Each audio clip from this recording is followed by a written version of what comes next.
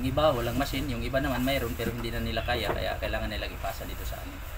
Kasi 16 peraso na gagawin natin ngayong araw.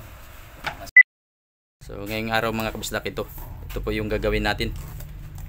Nakakarton na po yan. Oh no! Ito po ay 15 peraso po ito. Yan yung school GRU.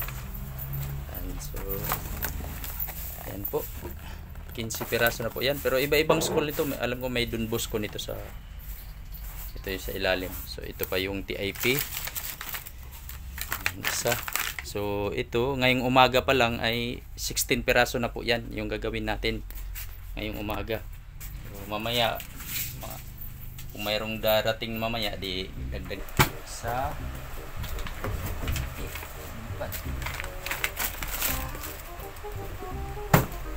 dalawa,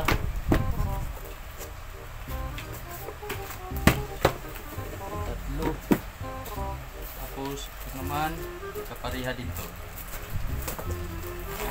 kapariha ito naman dalawa magkapariha.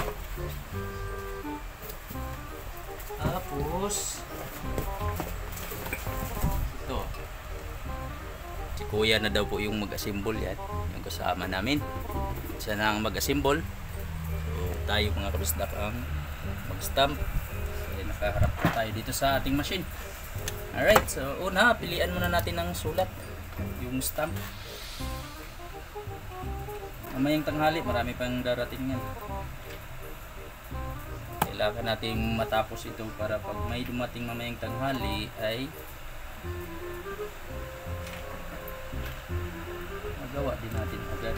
Kasi minsan kasi yung mga estudyante mga kabistak ay aras, kailangan nilang makuha agad. Ito hindi po kami ang tumanggap nito, yung nasa karton.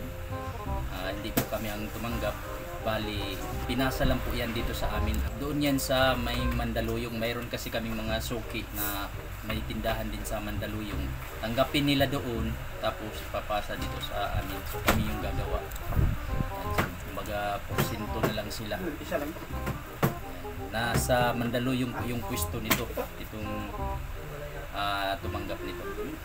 Marami kasi dito mga kabisdak na tatanggapin nila tapos papasa dito sa amin. So kami yung gagawa. O yung hindi na nila kayang mag-stamp dahil sa dami na nang natanggap nila. So pag marami na, pag ganun, marami na silang tanggap, hindi na nila kayang gawin, ipapasa na dito sa amin. Kasi kami dito, dalawa po yung machine namin, marami kaming gumagawa, kaya mabilis. Kaya yung iba naman talaga dito sa Recto ay wala talagang machine o hindi talaga gumagawa ng bookbite. Kumbaga tatanggapin lang nila tapos presyuhan nila tapos ipapasa dito sa amin. So kami yung gagawa, so sila yung tatanggap.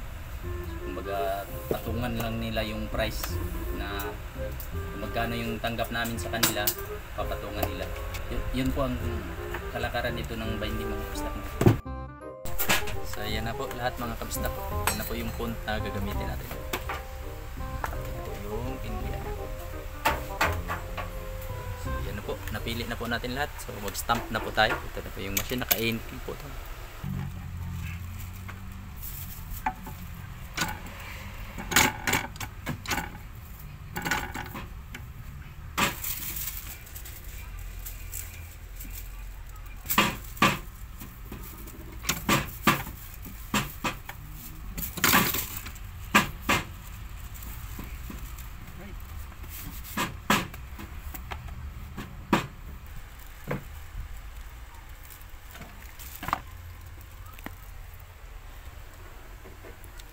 Ayan po mga kabisdak, natapos na po natin itong isa.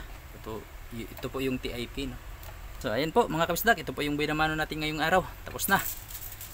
Good na good.